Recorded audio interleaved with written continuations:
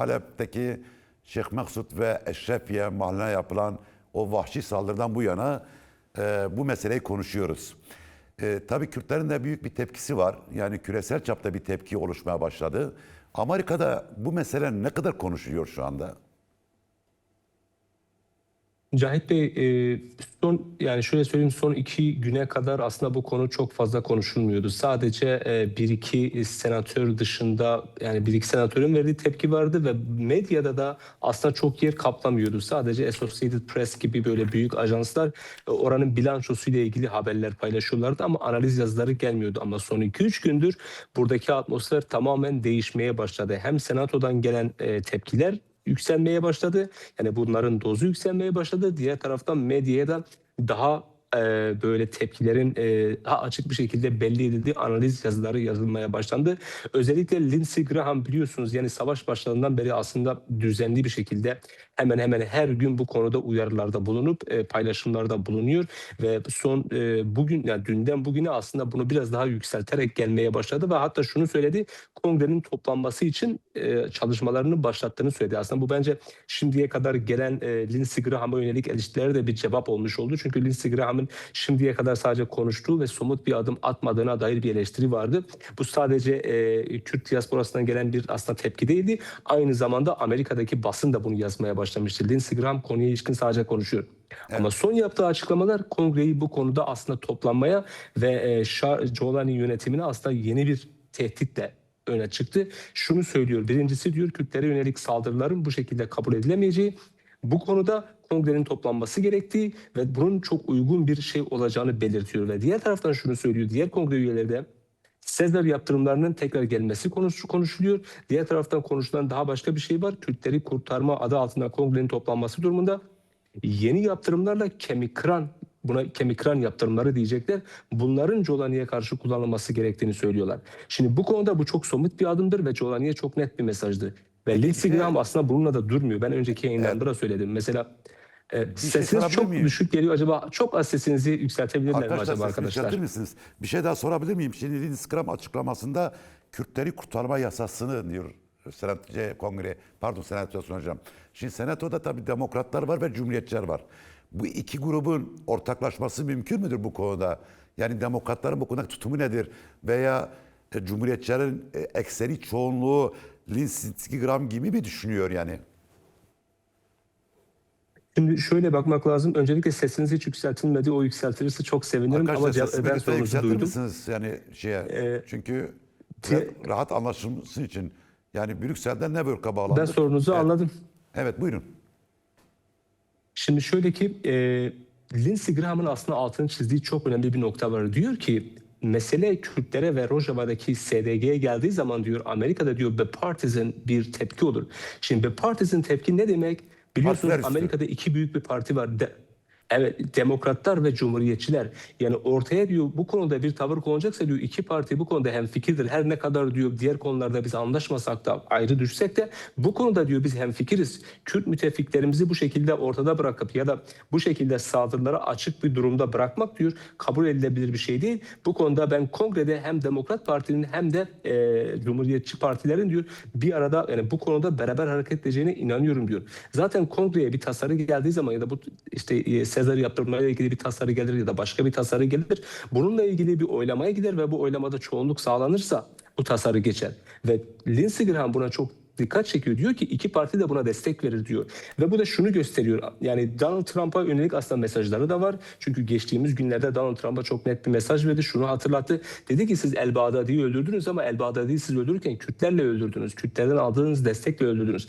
Bunu hatırlatıyor. Diğer taraftan Lindsey Graham sıradan bir senatör değil. Cumhuriyetçi senatörler arasında en önde gelen senatörlerden biri.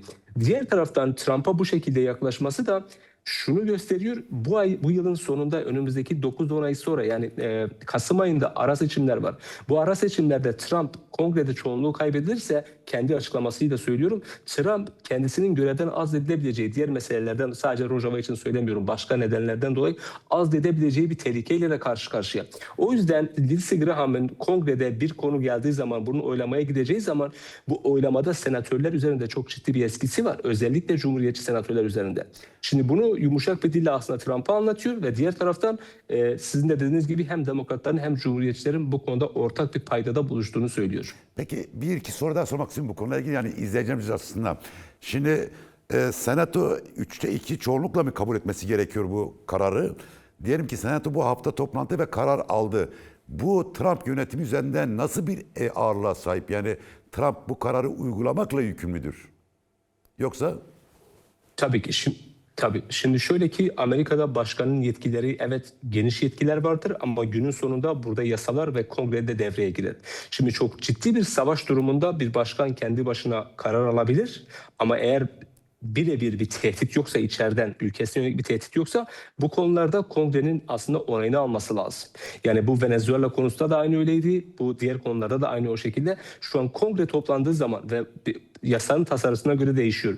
İki türlü vardı. Birincisi çoğunluğun sağlanması, yani oylamada, ya da bazen 3'te 2'lik bir oya ihtiyaç duyulur. Ama bu bahsettiğimiz konuda bu yaptırımların gelmesi noktasında çoğunluğu almaları yetecektir. Ve diğer taraftan bunun Trump'ın, yani zaten bu gelen uyarılardan sonra şu an Rojava'da, özellikle Suriye'de sahadaki gelişmeler buna paralel olarak gelişiyor. Yani bunları birbirinden çok bağımsız bence düşünmenin hiçbir anlamı yok. Çünkü siz de haberlerde görmüşsünüz. Bugün Trump Joe Biden ile bir telefon görüşmesi gerçekleştirmiş.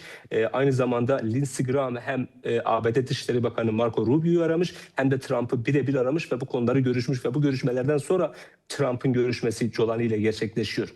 Ve bu görüşme sırasında aynı zamanda Mazlum Abdi'nin Şam'da olduğu haberleri de geliyor. Yani bunlar tamamen birbirine paralel gelişen meseleler. Bir yandan aslında Kongres Trump'ın üzerine bir baskı kuruyor. Yani bu baskı da şöyle ki, şöyle söyleyeyim. Şimdi Trump'ın Suriye ile ilgili aldığı kararlar çok bireysel kararlar. Bu Tom Barrack'ı tamamen bıraktı ve Tom Barrack'la birlikte yürüttüğü bir politika. Ama diğer taraftan şimdi Amerikan politikasına baktığımız zaman uzun vadede aslında Suriye'de bu şekilde bir karar almasını kimse beklemiyordu. Bu tamamen Trump'ın kendi kararı. Şimdi kongre bunu gördüğü zaman diğer taraftan Amerika'daki hem think tankler hem de basın bu konuda Trump'ın üzerine gidiyor. Çünkü niye diyeceksiniz? Bunun birkaç sebebi var. Ama en önemli sebeplerinden biri şu: dünyada kimse artık Amerika'ya güvenmeyecek mi diyor. Bu çok ciddi anlamda bir prestij kaybına neden oluyor. Yani bunun aynısını mesela Afganistan'da da yaptılar. Onun altından kalkamadılar. Hala bu konu üzerinde ABD yönetimi çok ciddi anlamda eleştiriliyor. Şimdi buna benzer, yani aynı şey değil ama buna benzer bir şey Suriye'de de yaşanması durumunda Amerika'nın artık dünyada hiçbir güvenilirliğinin kalmadığı analiz yazıları geliyor bu konuda. Yani bu da çok üst düzey bir, yani perdeden geliyor. Yani böyle sıradan bahsettiğim insanların tepkileri değil bu. Mesela geçtiğimiz günlerde The Wall Street Journal'da bir analiz yazısı yazıldı ve bu oradaki editörlerin ortak yazısıydı. Yani en üst seviyedeki editoryal bir yazı yazıldı. Bu konuda yönetime karşı çok ciddi bir eleştiri var. Ve The Wall Street Journal'da aslına bakarsanız Amerika'daki sermayeye çok yakın bir gazetedir. Hani çok böyle demokrat, sosyalist bir gazete değil. Evet. İşte bunu iyi düşünmek lazım. Diğer taraftan bir şey de ekleyeyim. New York'ta yine Trump'a yakın gazeteler var. Yine Fox News var, Trump'a en yakın televizyon kanalları. Yani Trump'ın kendi tabanından çok ciddi tepkiler var demek istiyorum Cahit Bey. Zaten ben de onu söyleyecektim. Trump'a yakın televizyon ve basın nasıl yaklaşıyor? Sen onu söyledin, bu önemli. Bu tepkilerin yoğunlaşması da, yani hem Senato'nun hareketlenmesi hem medyada son 2-3 günde Rojava ile ilgili, Suriye ile ilgili yazılan bu rasyonel yazılarda ve çıkışlarda Kürtlerin bu direnişi nasıl bir rol oynuyor? Yani işte Rojava'daki direniş ve yani 7 kıtaya yayılmış Kürtler ve Kürtlerin dostlarının günlerdir birçok kentte, şehirde, sokakta farklı bir böyle sivil itaatsizlik anlama gelebilecek meşru gösterileri nasıl bir etki yaratıyor burada? Şimdi Cahit Bey, bu bahsettiğiniz meselenin kesinlikle çok büyük bir etkisi var. Hani tek başına mı değil, başka etkenler de var. Çünkü son günlerde, ben çok kısa onu geçeyim, bu Greenland meselesi NATO'da çok büyük bir parçalanmaya gidiyordu. Bunun bilmiyorum ne kadar yansıması oldu ama Avrupa ile Amerika arasında çok ciddi kırılmalara neden olduğu için bütün basın buna odaklandı. Şimdi bu mesele çözüldükten sonra biraz daha Batı medyası ve Batılılar yüzünü Suriye'deki gelişmelere çevirdiler. Ama diğer taraftan sizin bahsettiğiniz Kürtlerin, Kürt diasporasının ve yine Kürdistan'da şehirlerde halkın bir mobilize olmasıyla birlikte çok ciddi anlamda sesler gelmeye başladı ve bu da onların üzerinde çok ciddi baskılar yapmaya başladı. Mesela örnek verecek olsa Birleşmiş Milletler'de olsun,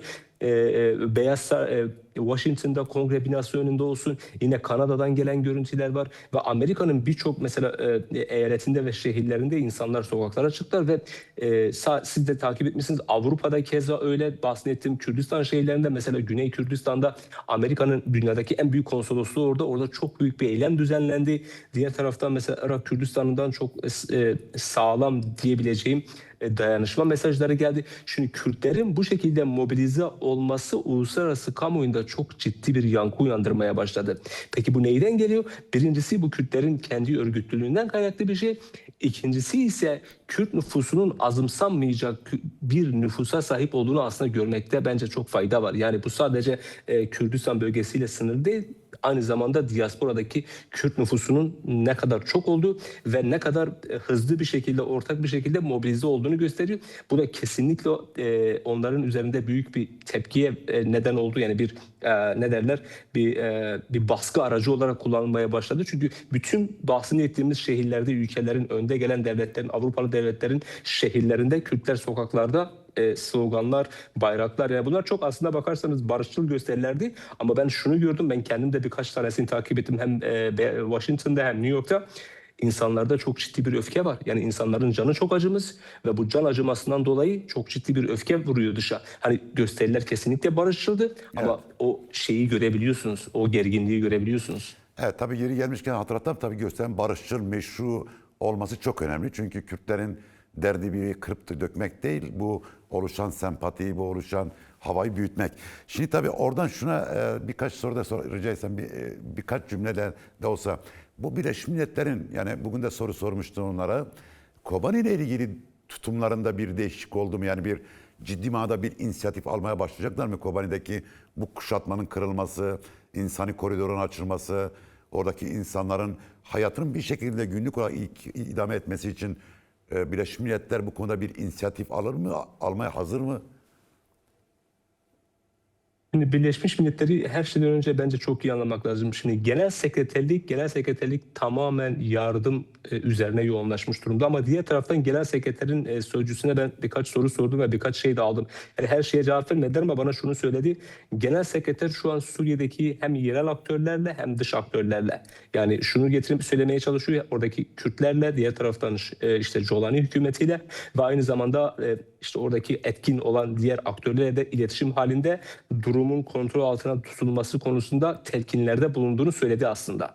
Özellikle sivillerin korunması, savaşın durması ve o yardım koridorlarının açılması noktasında aslında çalıştıklarını söylüyorlar. Ama ben özellikle kiminle iletişimde olduğunu sordum. Bu konuda bana net bir cevap vermediler.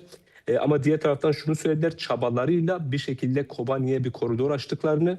Hatta ben de şunu sordum, bu koridorla ilgili hani bu koridor sürekli açık mı kalacak? Yani bir anlaşma mı var, yoksa bir seferliğe mi mahsus muydu? Ne kadar yardım gitti Kobani'ye? Yani ben de oraya giden yardım oradaki ihtiyacı ne kadar karşıladı diye birkaç soru sordum. Bana şunu söylediler, hani bir anlaşma yok ama diğer taraftan biz talep ettik ve bu talebimiz kabul edildi. Biz talep etmeye devam edeceğiz. Yani bir şekilde oraya yardımın gitmesini sağlayacağız dediler. Ama diğer taraftan asıl olaya müdahil olacak taraf Birleşmiş Milletler'de Güvenlik Konseyi'de. Çünkü Güvenlik Konseyi'nin İkinci Dünya Savaşı'ndan sonra kuruluyor. Yani savaşmak yerine insanlar gelip bir platformda oturup konuşsunlar. Ama asıl amacı bölgelerde hem güvenliği hem de barışı sağlamaktır. Bu ikisi Güvenlik Konseyi'nin en büyük amacıdır ve bu konuda Güvenlik Konseyi'ne çok iş düşüyor ama Güvenlik Konseyi maalesef bu konuda acil bir toplantı düzenlemedi. Sadece normal geçen hafta Suriye toplantısını düzenledi ama size şu kadarını söyleyeyim, toplantıda asıl öne çıkan Rojava'ydı, Kürtlerin haklarıydı. Yani Şam hükümetinin işte buradaki temsilcisi SDG'ye yönelik çok ciddi eleştirilerde bulundu. Yani her zamanki şeyleri. Diğer taraftan Türkiye'nin bir tepkisi vardı SDG'ye ama onun dışında benim gözlemlediğim kadarıyla bütün diğer devletler, daimi devletler olmak üzere Kürtlerin haklarının bir şekilde garanti almasını dile getirdiler. Ama bunu dile getirirken tabii işte sahaya baktığımız zaman çok farklı bir durumla karşı karşıyayız. Bunu kim garanti edecek? Sorun orada başlıyor. Peki bunu kim garanti edecek? Son bir soru. Yani Kürtlerin bu yükselen direnişi devam ettiği müddetçe Amerika Birleşik Devletleri Senato'da, Birleşmiş Milletler'de ciddi sonuçlar alınabilir mi? Yani şimdi şöyle ki bir kere yani mesela ben Birleşmiş Milletler'deki basın toplantılarına düzenli bir şekilde katılıyorum.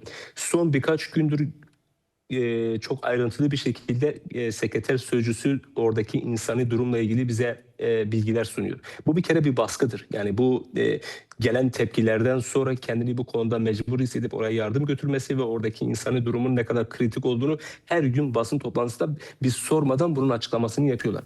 Yani bu aslına bakarsanız fiili olarak bir yansımadır. Ama diğer taraftan Güvenlik Konseyi ne yapar ne eder onu bilemem ama size şu kadarını söyleyeyim. Birleşmiş Milletler'deki Güvenlik Konseyi'nin 5 daimi üyesi var. Bunu çok tekrarlıyorum ama çünkü çok önemli. Amerika, İngiltere, Fransa, Rusya ve Çin, bu 5 devletin aslında vereceği kararlar bunlar. Yani bunların tepkileri ve tavırları çok belirleyici olur. Ama benim gördüğüm kadarıyla hem Rusya tarafı, zaten Rusya ile Çin çok yakın hareket ediyorlar. Diğer taraftan Fransa, İngiltere, Amerika da çok yakın hareket ediyorlar. Bunların tavırları çok önemli ama bunların Jolani hükümetine bir şans verdikleri çok net bir şekilde ortada ve hala bu kredisi devam ediyor. Ama diğer taraftan mesela geçtiğimiz gün ben Rusya'nın temsilcisine bir soru sordum. Hani bu kadar katliam yapıldı. Jolani hükümete geldiğinden beri en az 3 katliam gördük. Şunu söyledi, bize bir söz verdiler bu konularla ilgili bir araştırma yapacaklarını ve sorumluların işte adalet önüne çıkarılacağı. Yani çok klasik cevaplar ama şunu demek istiyorum, açıkçası Jolani'ye kredi devam ediyor. Ama diğer taraftan ben şunu görüyorum, hem ABD Senatosu'nda hem de Birleşmiş Milletler'de ki raporlar bunu söylüyorlar. Yani Jolani'nin yaptığı bu insan hakları ihlalleri çok ciddi anda dikkat çekmeye başladı. ABD basında da bu çok ortaya çıkmaya başladı. Yani nasıl ki oradaki azınlıkların bu şekilde baskı altında, şiddetle baskı altında kalındı. Yani bir aslında tepki var ama kongre, eğer Lindsey Graham kongreyi toparlayabilirse bence işler çok daha farklı bir noktaya gidecek. O yüzden bu haftanın ben kritik olacağını bekliyorum Cahit Bey.